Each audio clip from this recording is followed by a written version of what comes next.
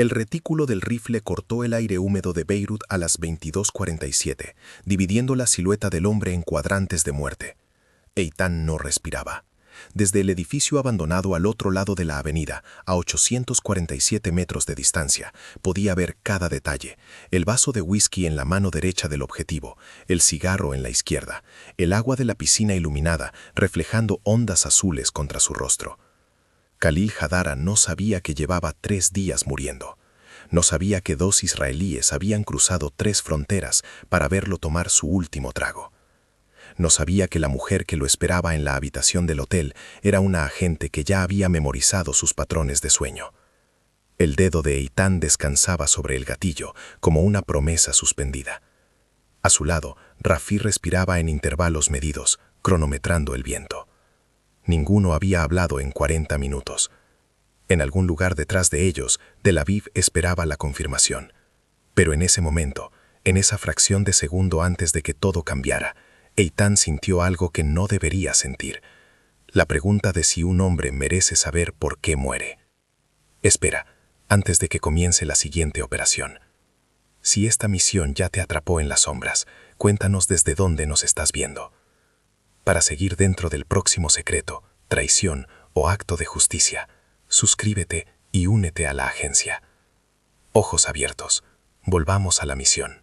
48 horas antes, la fotografía había llegado a la mesa de Miriam sin remitente. Solo un sobre manila con un sello postal de Chipre y 3 palabras escritas a mano en hebreo: Él está vivo.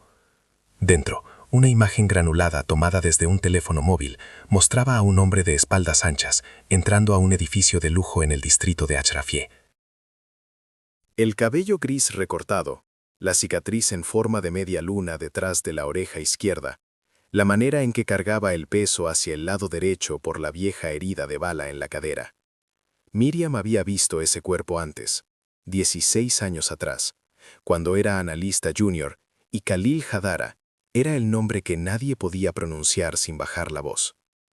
Ella colocó la foto contra la luz de la lámpara de su oficina en el tercer piso del edificio sin nombre en el norte de Tel Aviv. Las sombras revelaron lo que la imagen no mostraba: la estructura del edificio detrás, las ventanas de doble altura, la terraza con piscina en el ático. Miriam alcanzó el expediente que había permanecido cerrado en el archivo muerto desde 2009. El código de la operación fallida: sombra rota. Khalil Hadara había sido traficante de armas, facilitador de redes terroristas y arquitecto de 3 atentados que habían dejado 42 israelíes muertos. En 2007, una unidad de élite lo había rastreado hasta Damasco. La orden de eliminación había sido clara. Pero algo salió mal. El operativo principal, un hombre llamado Dov, fue identificado antes de la extracción. Khalil desapareció como humo. Dov fue encontrado 3 días después en una acequia en las afueras de la ciudad, con las manos atadas y un tiro en la nuca. El expediente de Khalil fue archivado con una nota final: objetivo perdido. Caso cerrado por razones operacionales. Pero los muertos no vuelven, y los archivos cerrados no se reabren solos. Miriam levantó el teléfono interno. Marcó una extensión de 3 dígitos que no aparecía en ningún directorio. Necesito autorización para exhumación de caso, dijo sin preámbulo, cuando la voz al otro lado contestó. Número de expediente: sombra rota, 2007-2009.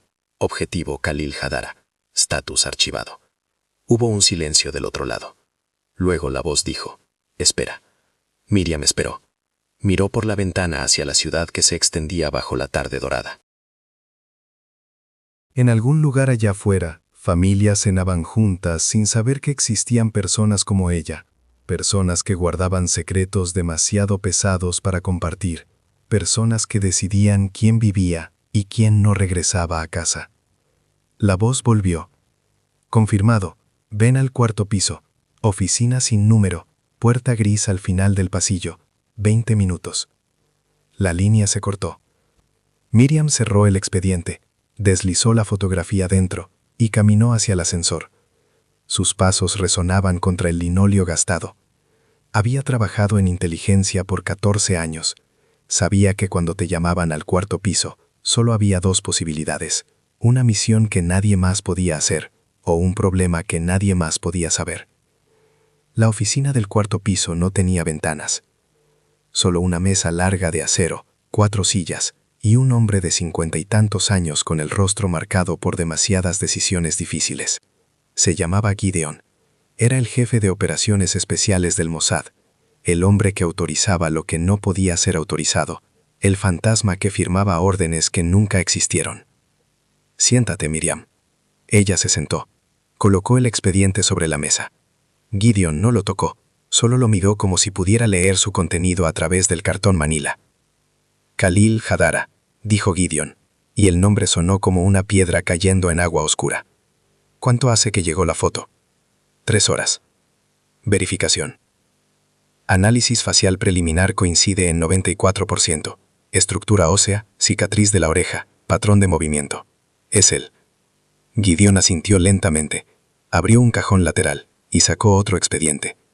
Este era más grueso, con bordes amarillentos y sellos de clasificación en rojo. «Lo que vas a escuchar no sale de esta habitación», dijo.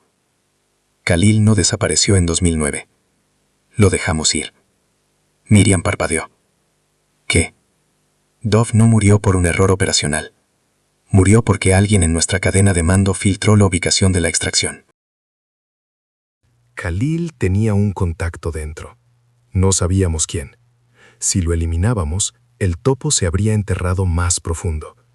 Así que tomamos una decisión. Lo dejamos correr. Lo seguimos. Durante 4 años rastreamos cada movimiento, cada llamada, cada transacción.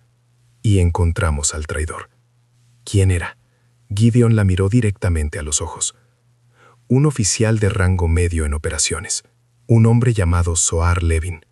Lo confrontamos en 2013. Se quitó la vida antes del interrogatorio. Miriam sintió el frío de la sala expandirse por su pecho. ¿Y Khalil? Desapareció de nuevo, esta vez de verdad. Cerramos el expediente porque ya no había razón para mantenerlo abierto.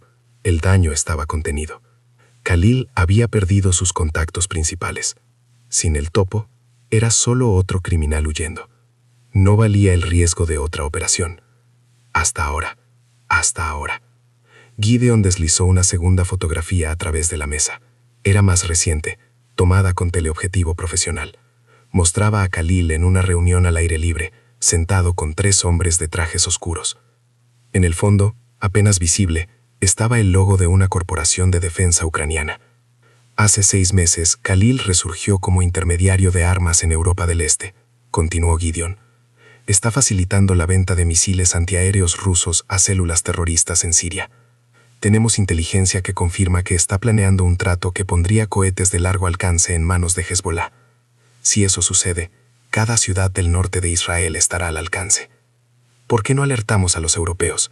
¿Por qué no lo arrestamos? Porque Khalil es fantasma. No tiene identidad legal. No hay registros, no hay huellas. Los europeos no saben que existe. Y si lo arrestamos, desaparece en el sistema judicial internacional durante años, mientras los cohetes llegan a Beirut de todos modos. Necesitamos una solución que no genere preguntas. Miriam entendió. Una eliminación. Sí. Pero no cualquier eliminación.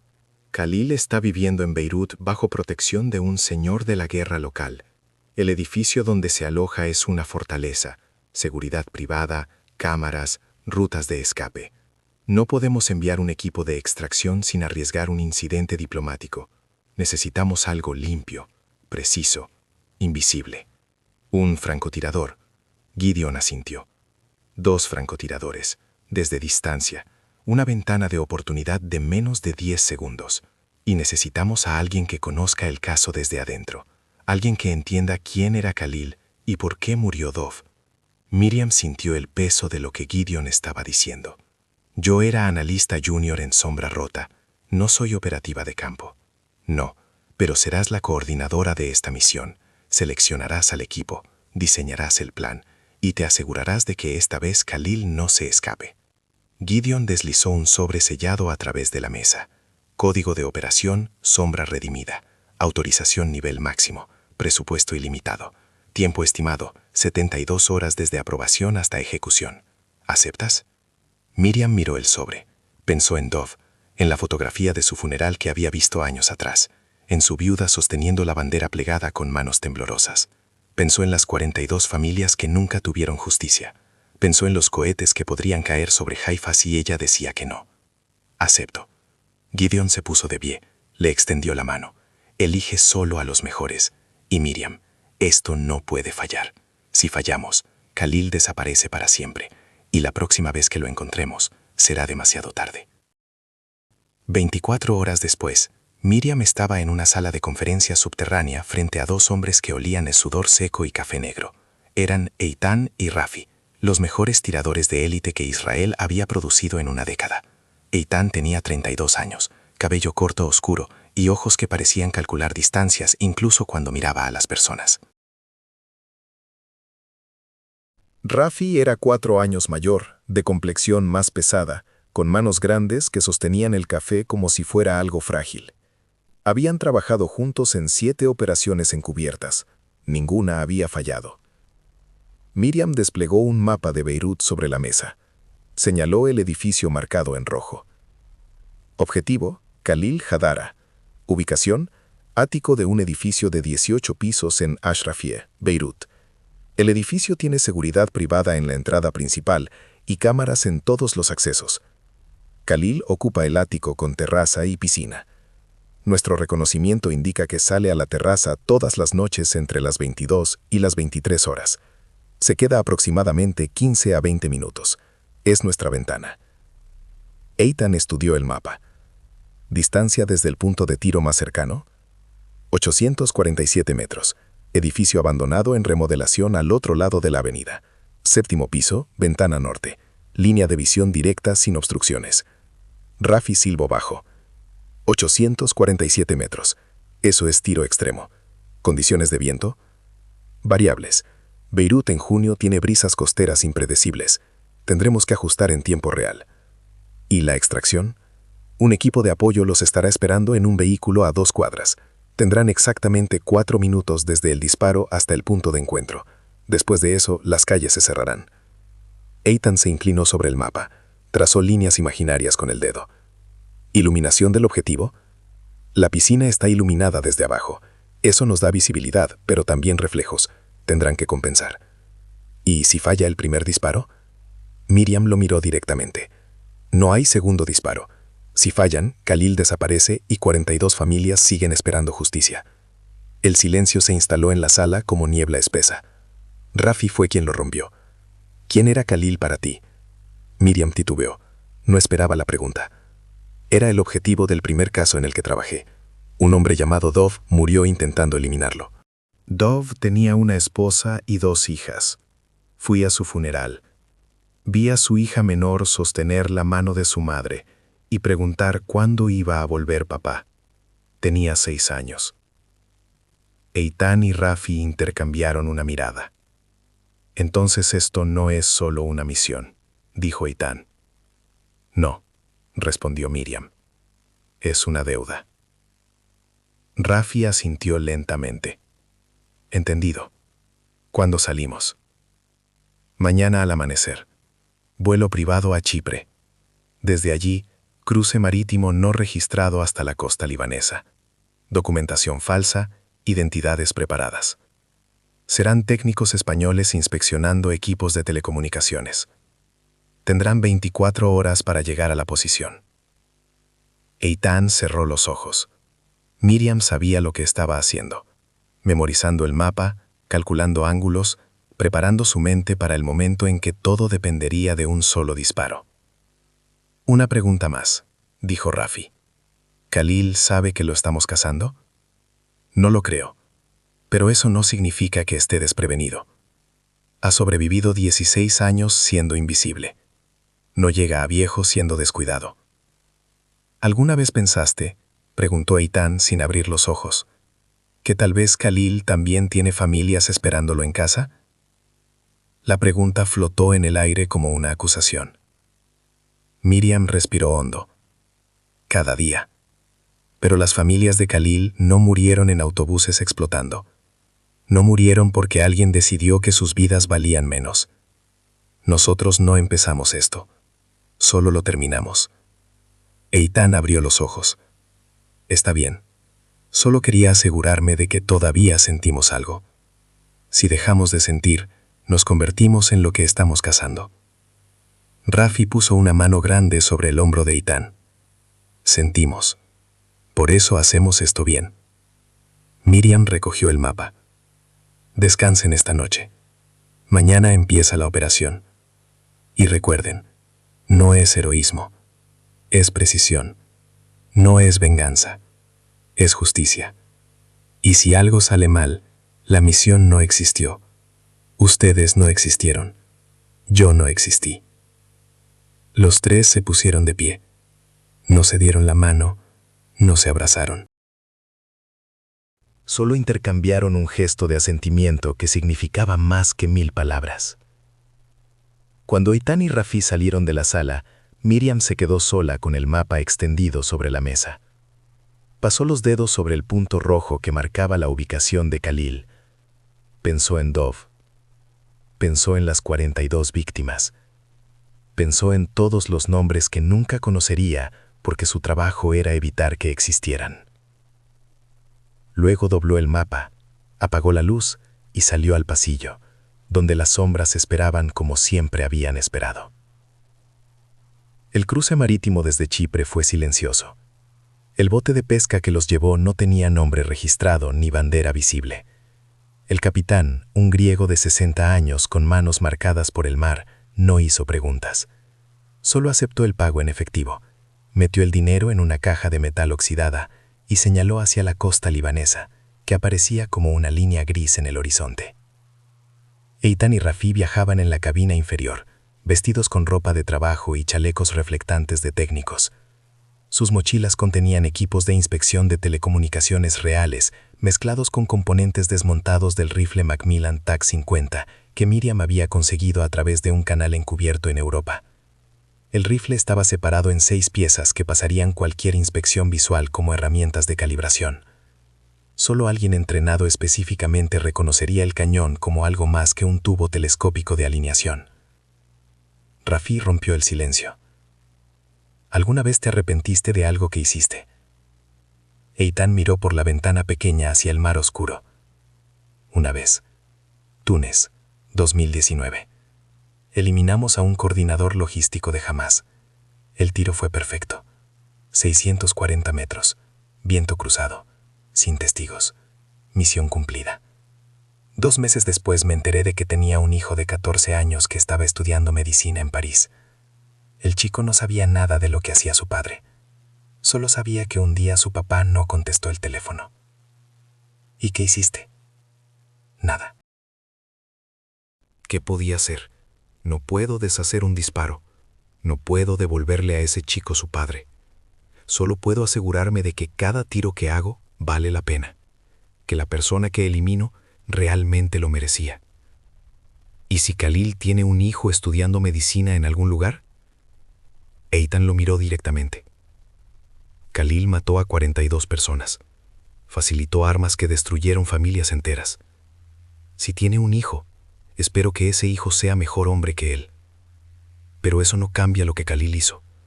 No cambia lo que tenemos que hacer. Rafi asintió. Sacó una fotografía de su billetera. Era una imagen de una niña pequeña sentada en un columpio, riendo con los ojos cerrados. Mi sobrina, dijo Rafi. Tiene 7 años. Vive en Haifa. Si Khalil consigue esos cohetes, ella podría estar sentada en su escuela un día y el techo podría caer sobre ella. Así que cuando apriete el gatillo, no voy a estar pensando en el hijo imaginario de Khalil. Voy a estar pensando en ella. Guardó la fotografía. El bote se mecía con el ritmo del mar. Eitan cerró los ojos. ¿Sabes lo que me dijo mi instructor de francotiradores el primer día de entrenamiento? ¿Qué? Me dijo, un francotirador no es un asesino. Es el último argumento de un país que ya intentó todo lo demás. Me tomó años entender qué significaba. Nosotros no disparamos primero. Disparamos último. Después de los diplomáticos. Después de las sanciones. Después de las advertencias. Somos la línea final entre la amenaza y las vidas inocentes. ¿Todavía crees eso? Tengo que creerlo. Si no, no puedo seguir siendo esto. El motor del bote cambió de tono. Estaban acercándose a la costa. El capitán gritó desde arriba. 10 minutos. Prepárense. Eitan y Raffi se pusieron de pie. Revisaron sus documentos falsos. Pasaportes españoles con nombres que nunca habían existido. Credenciales de una empresa de telecomunicaciones que tenía oficinas reales en Madrid, pero que nunca había enviado técnicos a Lígano. Todo era perfecto, porque todo tenía que serlo. El bote atracó en un muelle comercial pequeño en las afueras de Beirut. No había guardias, solo trabajadores nocturnos descargando contenedores. Eitan y Raffi caminaron por la rampa con sus mochilas al hombro, hablando en español sobre cronogramas de mantenimiento falsos. Un taxi los recogió en la calle principal. El conductor no preguntó nada, solo tomó la dirección que Raffi le dio y condujo hacia el centro de la ciudad. Beirut de noche era una ciudad de contrastes. Calles iluminadas con cafés llenos de gente riendo, a 2 cuadras de edificios bombardeados todavía sin reparar. Música de clubs nocturnos mezclándose con el llamado a la oración desde las mezquitas. Vida y muerte compartiendo el mismo aire. El taxi los dejó frente a un hotel de categoría media en un barrio comercial. Pagaron en efectivo. Subieron a una habitación en el 4º piso con vista a un callejón lateral. No había nada especial en la habitación. 2 camas, un baño, una ventana con cortinas raídas. Raffi cerró la puerta con llave. Eitan corrió las cortinas. Comenzaron a desempacar en silencio. Extrajeron las piezas del rifle. Las limpiaron con cuidado metódico. Cada componente encajaba con el siguiente con precisión milimétrica. El cañón, el sistema de retroceso, la mira telescópica, el gatillo. Cuando el rifle estuvo ensamblado, Eitan lo sostuvo contra la luz tenue. Era hermoso de la manera en que solo las herramientas perfectas pueden serlo. Diseñado para un solo propósito, sin redundancias, sin ornamentos. Raffi desplegó un mapa de la ciudad. Trazó la ruta desde el hotel hasta el edificio abandonado donde tomarían posición. 3 kilómetros. Calles estrechas. 2 puntos de control policiales que tendrían que evitar. Un parque que cruzarían a pie. Salimos a las 20 horas. Dijo Raffi. Eso nos da 2 horas para llegar a posición antes de que Khalil salga a la terraza. ¿Y si sale temprano? Improvisamos. Pero el reconocimiento de Miriam indica que es puntual, como un reloj. 22:30, todas las noches. Eitan se sentó en el borde de la cama.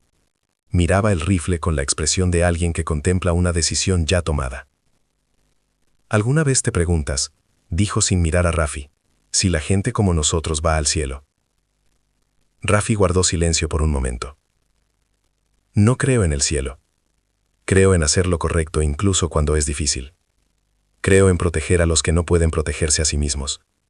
Si hay un Dios que juzga eso como algo malo, entonces prefiero no ir a su cielo. Yo solía creer en Dios, dijo Eitan. De niño. Mi madre encendía las velas cada viernes. Mi padre bendecía el vino. Todo parecía tener sentido. Luego hice mi primer disparo. Vi a un hombre caer. Y me pregunté dónde estaba Dios en ese momento. ¿De mi lado? ¿Del lado del hombre que caía? En ningún lado. ¿Y qué decidiste? Decidí que Dios, si existe, nos dio libre albedrío. Y libre albedrío significa que nosotros decidimos quiénes somos. Yo decidí ser alguien que protege. Aunque eso signifique hacer cosas que nunca podré contarle a mi familia. Aunque eso signifique cargar con peso que nunca desaparecerá. Raffi se acercó. Puso una mano en el hombro de Eitan. Mañana, cuando aprietes el gatillo, no vas a estar solo. Yo voy a estar a tu lado. Miriam va a estar en el teléfono. Y todas las familias que salvamos van a estar ahí aunque nunca lo sepan. Eso tiene que ser suficiente. Eitan asintió. Es suficiente. Se quedaron en silencio. Afuera, Beirut seguía viviendo. Ajena a los 2 hombres en la habitación de hotel. Ajena al rifle que esperaba su momento. Ajena a todo excepto a sí misma. A las 20 horas del día siguiente, Eitan y Rafi salieron del hotel con mochilas de trabajo en los hombros. El rifle estaba desmontado de nuevo, distribuido entre ambos.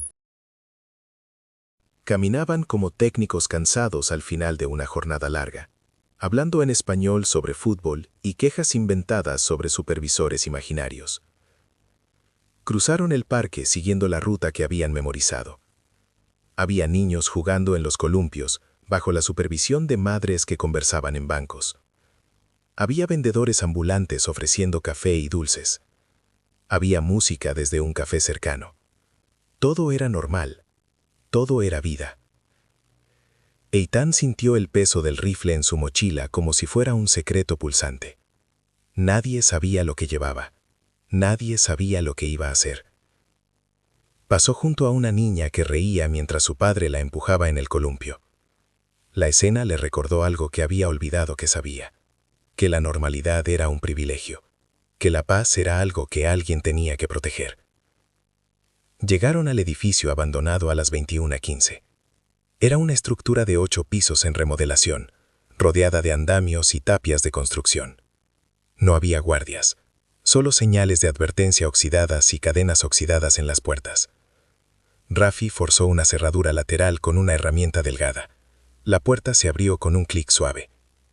Subieron por las escaleras en la oscuridad. El edificio olía a cemento húmedo y abandono. Cada paso resonaba contra las paredes desnudas. En el 7º piso, encontraron la ventana norte que Miriam había identificado.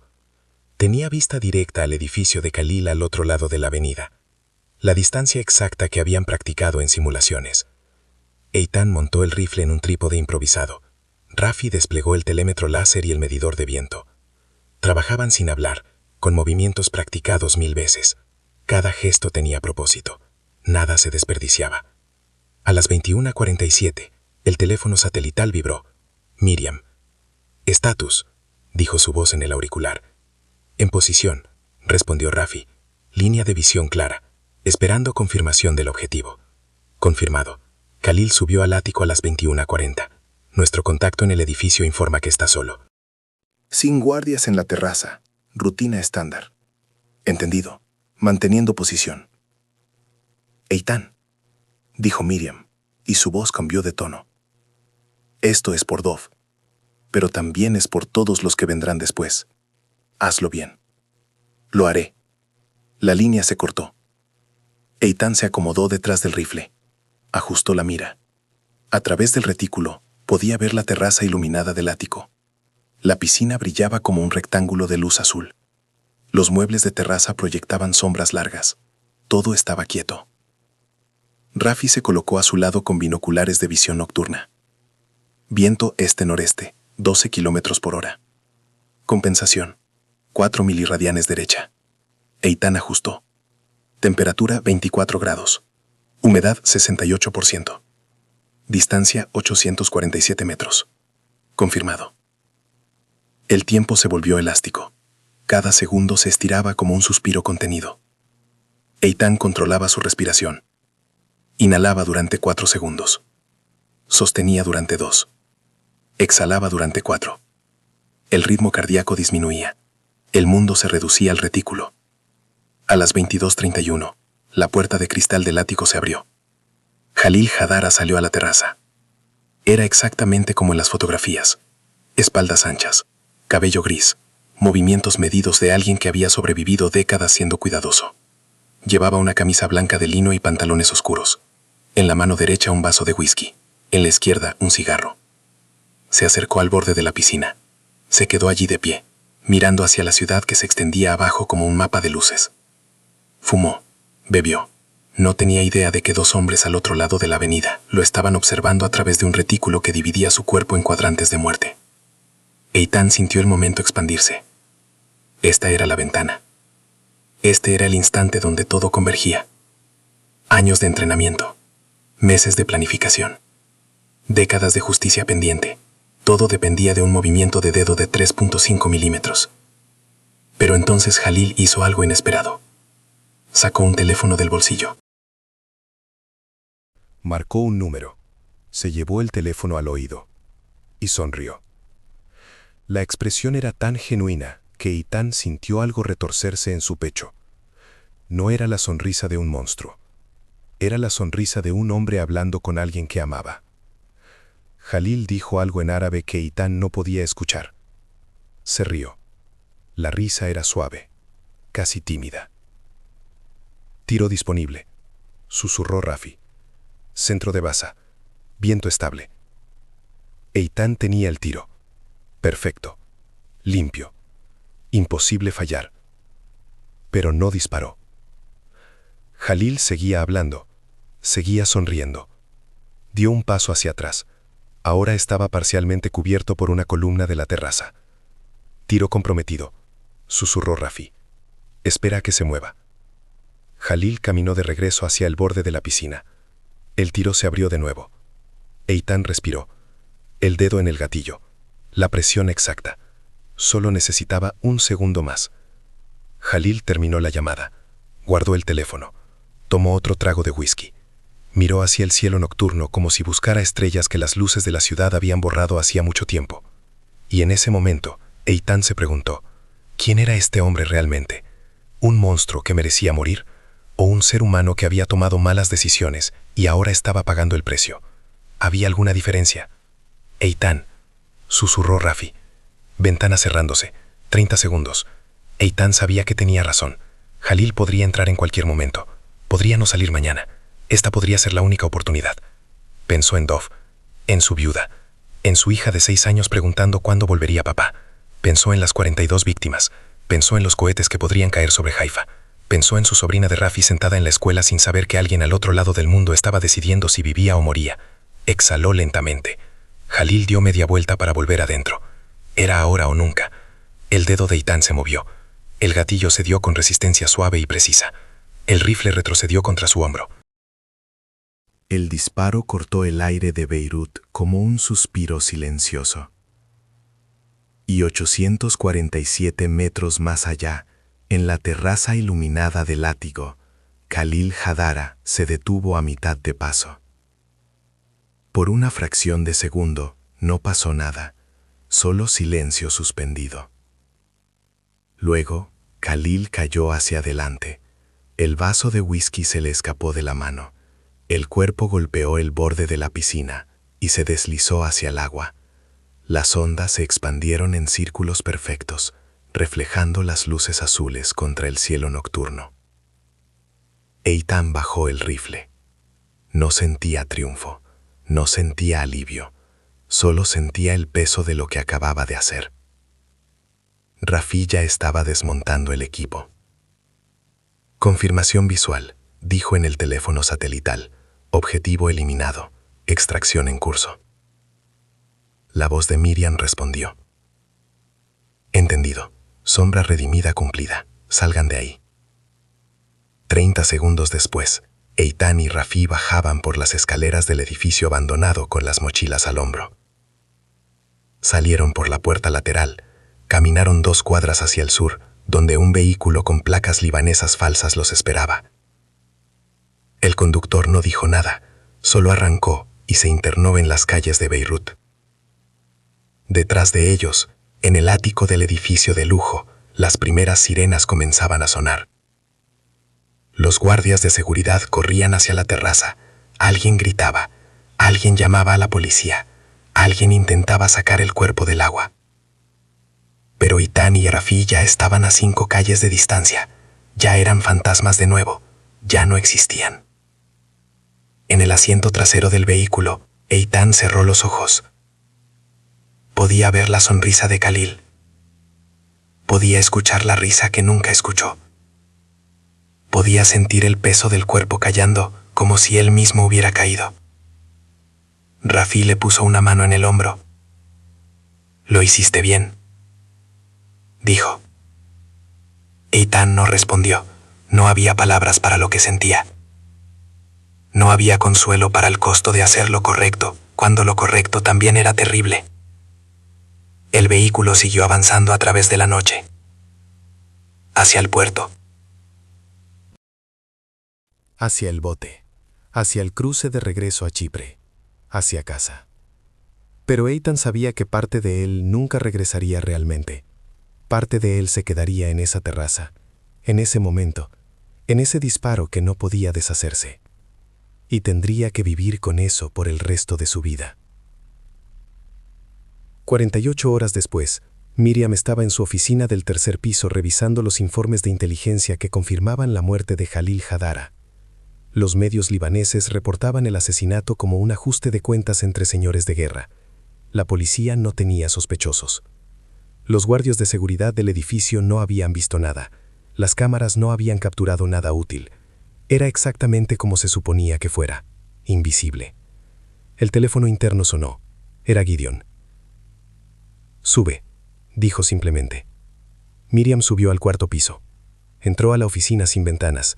Gideon estaba de pie junto a la ventana que no existía, mirando hacia una pared gris. «Buen trabajo», dijo sin voltearse. «Gracias». El trato de armas se canceló.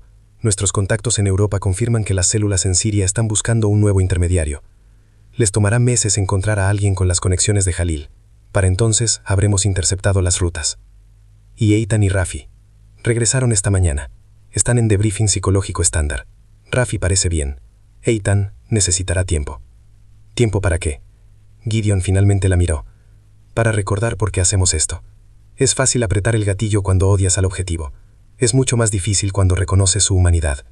Eitan vio a Jalil sonreír. Eso lo va a perseguir. ¿Debería haberlo sacado de la misión? No. Necesitábamos a alguien que sintiera el peso. Los francotiradores que no sienten se convierten en máquinas, y las máquinas no tienen límites. Eitan tiene límites. Por eso es el mejor. Miriam asintió. ¿Hay algo más? Gideon abrió el cajón de su escritorio. Sacó un sobre amarillento. Se lo entregó a Miriam. Esto llegó hace 3 días. Es de la viuda de Dov. Miriam abrió el sobre con manos temblorosas. Dentro había una carta escrita a mano en hebreo. La letra era irregular, como si hubiera sido escrita con esfuerzo. A quien corresponda en la agencia que mi esposo sirvió. No sé quién eres. No sé si alguna vez leerás esto. Pero necesito decir algo que he guardado durante 16 años. Dov murió haciendo algo que creía correcto. Nunca me dijo qué era. Nunca pude preguntarle. Solo sé que amaba a su país más que a sí mismo. Y que cada día que pasaba lejos de nosotras, lo destrozaba. Porque también nos amaba. Hace 2 semanas, alguien me envió una fotografía de un periódico libanés. El artículo hablaba de un hombre asesinado en Beirut. El hombre se llamaba Jalil Hadara. No sé por qué alguien me envió esto. No sé qué significa. Pero cuando vi el nombre, recordé que Dov lo había murmurado en sueños en las últimas semanas antes de su último viaje. Si Jalil era la razón por la que Dov murió. Si alguien finalmente hizo justicia. Quiero que sepas que estoy agradecida. No porque quiera venganza, sino porque quiero creer que la muerte de Dov significó algo. Que su sacrificio protegió a otras familias de sentir lo que nosotras sentimos. Mis hijas crecieron sin padre. Pero crecieron en un país que sigue existiendo. Eso tiene que ser suficiente. Gracias. Rachel Levy. Miriam terminó de leer con los ojos húmedos.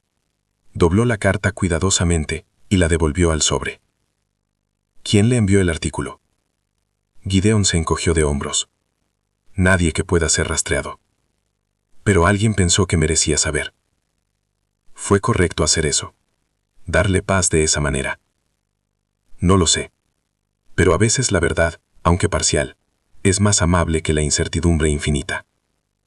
Miriam se quedó en silencio. Pensó en Rachel Levy, en sus hijas, en los 16 años de no saber. Y ahora, finalmente, una respuesta. No completa. Nunca completa. Pero suficiente para cerrar una herida que nunca había sanado. ¿Qué pasa ahora?, preguntó Miriam. Ahora archivamos Sombra Redimida. Se convierte en otro secreto, en otro expediente que nadie leerá. Y seguimos haciendo lo que hacemos. Hasta la próxima amenaza. Hasta la próxima operación. Hasta que ya no podamos. ¿Y si algún día decidimos que ya no podemos? Gideon la miró con una expresión que mezclaba cansancio y comprensión. Entonces espero que seamos lo suficientemente sabios para detenernos. Pero la verdad, Miriam, es que mientras haya personas que quieran hacer daño, habrá personas como nosotros tratando de detenerlas. No es glorioso, no es justo, pero es necesario. ¿Tú crees que somos los buenos? Gideon sonrió con tristeza. Creo que tratamos de serlo, y que tenemos que seguir haciéndonos esa pregunta. El día que dejemos de preguntarlo, ese día nos convertimos en lo que cazamos. Miriam asintió. Se dio la vuelta para irse. Miriam, dijo Gideon antes de que alcanzara la puerta. Sí, Dov estaría orgulloso de ti. Lo hiciste bien. Miriam no confiaba en su voz para responder. Solo asintió y salió de la oficina. Caminó de regreso a su piso. Pasó junto a las oficinas donde otros analistas trabajaban en otros casos. Pasó junto a las salas de conferencia donde se planeaban otras operaciones. Pasó junto a todo el mundo invisible que mantenía funcionando la maquinaria de la inteligencia israelí. Cuando llegó a su oficina, se sentó en su silla. Miró por la ventana hacia la ciudad que se extendía bajo el sol de la tarde. Pensó en todas las personas allá afuera, viviendo vidas normales, yendo al trabajo, llevando niños a la escuela, riendo en cafés, sin saber que existían personas como ella, tomando decisiones que afectaban si esas vidas normales continuaban siendo normales. Y por primera vez en mucho tiempo, Miriam se permitió sentir el peso completo de lo que hacía. No lo justificó, no lo racionalizó, solo lo sintió. Luego respiró profundo, abrió un nuevo expediente en su escritorio y comenzó a leer. Porque siempre había un nuevo expediente. Siempre había una nueva amenaza. Siempre había otra razón para seguir haciendo lo que nunca podría ser hecho a la luz del día. 6 meses después, Eitan estaba sentado en un café en Tel Aviv, viendo a las personas pasar por la ventana. Había renunciado a operaciones de campo. Ahora entrenaba nuevos francotiradores, enseñándoles no solo cómo disparar, sino cómo vivir después de disparar. Rafi lo visitaba ocasionalmente. Seguía activo. Seguía haciendo lo que hacían. Pero respetaba la decisión de Eitan de alejarse. Ese día en particular, mientras Eitan tomaba su café, una mujer se acercó a su mesa. Era joven, tal vez 20 y tantos. Tenía ojos oscuros y una cicatriz pequeña en la mejilla. ¿Eitan?, preguntó. Él la miró con cautela. No reconocía su rostro. ¿Nos conocemos? No directamente, pero conociste a mi padre. Se llamaba Jalil Hadara. El café se le atascó en la garganta. Eitan dejó la taza con cuidado sobre la mesa. No sé de qué hablas. La mujer sonrió tristemente. Está bien, no espero que lo admitas. Solo quería verte. Quería saber cómo se veía el hombre que mató a mi padre. Eitan sintió el mundo condensarse alrededor de ese momento. 1000 respuestas posibles cruzaron por su mente. Negaciones, amenazas, silencio. Pero lo que salió de su boca fue: lo siento. La mujer parpadeó, sorprendida. ¿Por qué te disculpas? ¿Tú crees que él merecía morir? Tal vez, pero eso no significa que no sienta haberle quitado un padre a su hija, aunque él haya hecho lo mismo con otras familias. La mujer se sentó sin invitación. Mi padre no era bueno, dijo. Lo sé. Sé lo que hizo. Me tomó años enfrentarlo. Pero también fue mi padre. Me enseñó a leer. Me llevó a la escuela. Me compró mi primer libro. ¿Cómo reconcilias eso? ¿Cómo amas a un monstruo? Eitan no tenía respuesta. No lo sé, admitió. Pero creo que las personas son complicadas. Tu padre hizo cosas terribles, pero también amó a su hija. Ambas cosas pueden ser verdad al mismo tiempo. ¿Y eso lo hace mejor? ¿Eso justifica matarlo? No, nada justifica matar. Solo se puede hacer necesario. Tu padre iba a facilitar armas que habrían matado a niños, niños con padres que los amaban tanto como él te amaba a ti. Alguien tenía que elegir, y la elección fue detenerlo. La mujer miró hacia la ventana. Cuando era niña, solía preguntarle a mi padre qué hacía. Él me decía que ayudaba a personas, y yo le creía, porque era mi papá. Los papás no mienten, ¿verdad? A veces mienten para proteger, a veces mienten porque tienen miedo de la verdad. ¿Y tú? ¿Le mentiste a tu familia sobre lo que haces? Eitan asintió lentamente. Sí, todos los días. ¿Cómo vives con eso? Con dificultad. Pero vivo porque alguien tiene que hacer este trabajo, y prefiero que sea alguien que siente el peso que alguien que no. La mujer se puso de pie. No vine a perdonarte, no sé si puedo, pero vine a entender, y creo que ahora entiendo un poco más. ¿Qué es lo que entiendes?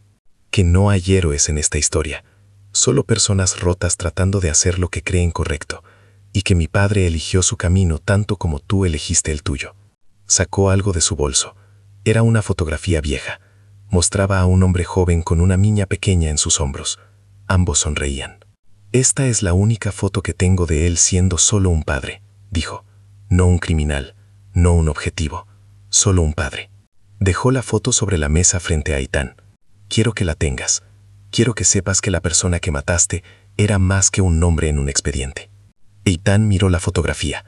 Vio a Khalil Hadara, no como había sido en la terraza aquella noche, sino como había sido décadas antes, joven, lleno de vida, con una niña que lo amaba sin condiciones. Gracias, dijo Eitan, y la palabra se sintió inadecuada para lo que realmente quería decir. La mujer se dio la vuelta para irse. En la puerta del café se detuvo. Una última cosa, dijo sin voltearse. Mi nombre es Nadia, y no voy a seguir el camino de mi padre. Voy a ser mejor, por él y por todas las personas que murieron por su culpa. Luego salió. Eitan se quedó solo con la fotografía. La estudió durante mucho tiempo. Memorizó cada detalle. La sonrisa de Khalil, la risa de Nadia, el momento suspendido en el tiempo donde nada malo había pasado todavía. Cuando finalmente guardó la foto en su billetera, junto a las otras cosas que cargaba, supo que nunca la olvidaría, y que eso era exactamente como debía ser.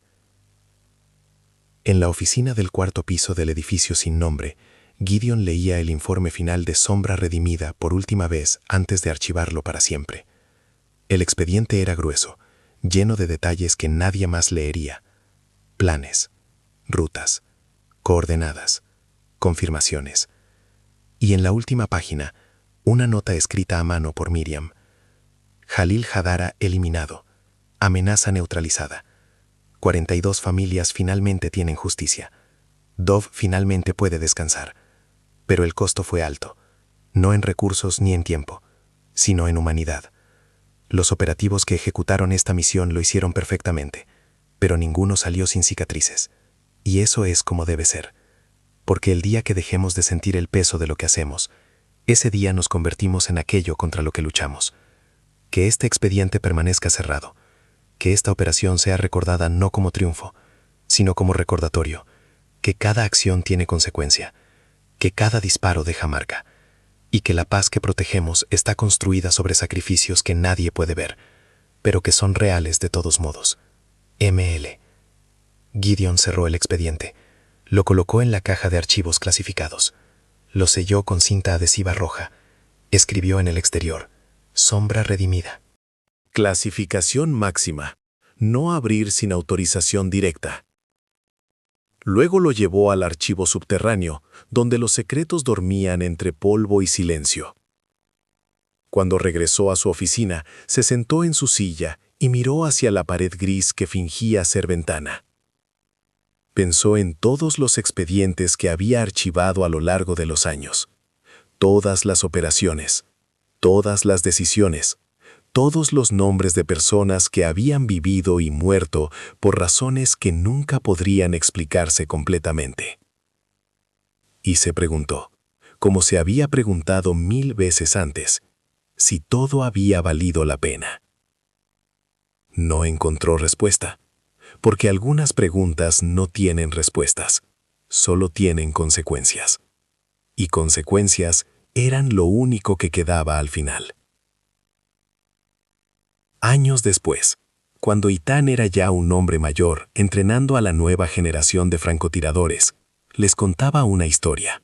No mencionaba nombres, no mencionaba lugares, pero les contaba sobre un disparo a 847 metros, sobre un hombre en una terraza, sobre el peso de apretar un gatillo sabiendo que del otro lado había una persona con familia, con historia, con humanidad. El francotirador perfecto, les decía, no es quien nunca falla, es quien nunca olvida. Cada objetivo es una persona, y cada persona merece que su muerte signifique algo. No venganza, no gloria, solo la protección de otros que merecen vivir sin miedo. Los jóvenes escuchaban con ojos intensos. Algunos entendían, otros aprenderían con el tiempo. Uno de ellos preguntó, ¿alguna vez te arrepentiste? Eitan miró hacia la ventana del campo de entrenamiento. Afuera, el sol se ponía sobre el desierto de Negev, pintando las dunas de oro y sombra. Todos los días, respondió. Pero el arrepentimiento no es debilidad, es recordatorio de que somos humanos, de que las decisiones importan, de que cada vida tiene valor, incluso las vidas que terminamos. ¿Y si algún día decides que ya no puedes seguir? Eitan sonrió con tristeza. Entonces, ese es el día en que sabes que todavía eres humano. Y tal vez ese es el día en que más se necesitan personas como tú. Personas que sienten, personas que dudan, personas que hacen lo correcto aunque duela. El joven asintió. Eitan se dio la vuelta hacia el campo de tiro. Ahora, dijo, muéstrame que puedes golpear el objetivo a 500 metros con viento cruzado. No porque quiero ver si puedes matar, sino porque quiero ver si puedes controlar la herramienta que podría salvar vidas si se usa correctamente. Los francotiradores se dispersaron hacia sus posiciones. Eitan se quedó atrás, observando. En su billetera, la fotografía de Jalil y Nadia permanecía doblada con cuidado. Un recordatorio, una cicatriz, una verdad que nunca podía borrarse. Y mientras el sol se ponía sobre el desierto, Eitan cerró los ojos y sintió el peso de todos los disparos que había hecho, todos los objetivos que había eliminado, todas las vidas que había terminado, para que otras vidas pudieran continuar. No era heroísmo, era solo deber. Deber, silencio y el precio invisible de la paz. En algún lugar de Tel Aviv, Miriam seguía trabajando, seguía abriendo expedientes, seguía tomando decisiones que nadie más quería tomar. Tenía el cabello más gris ahora, líneas más profundas alrededor de los ojos, pero seguía haciendo el trabajo porque alguien tenía que hacerlo. Y en algún lugar de Beirut, una mujer llamada Nadia trabajaba como médica en un hospital para refugiados. Salvaba vidas en lugar de facilitarlas terminar. Honraba la memoria de su padre siendo mejor que él.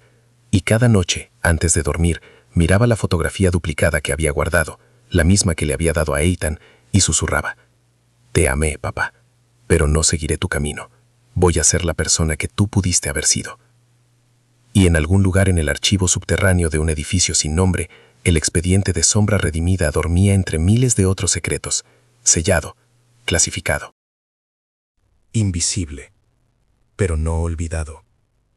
Porque algunos secretos no mueren, solo esperan, hasta que alguien necesita recordar que la paz tiene precio, que la justicia tiene costo, y que las personas que protegen lo invisible cargan cicatrices que nadie puede ver, pero que son reales de todos modos. Tan reales como el disparo que cruzó el aire de Beirut aquella noche de junio. Tan reales como el cuerpo que cayó en la piscina iluminada. Tan reales como las lágrimas que nadie derramó en público, pero que todos llevaban en privado. Porque al final, eso es lo que queda. La memoria, el deber, el silencio. Y la pregunta que nunca tiene respuesta, pero que siempre debe hacerse: ¿valió la pena?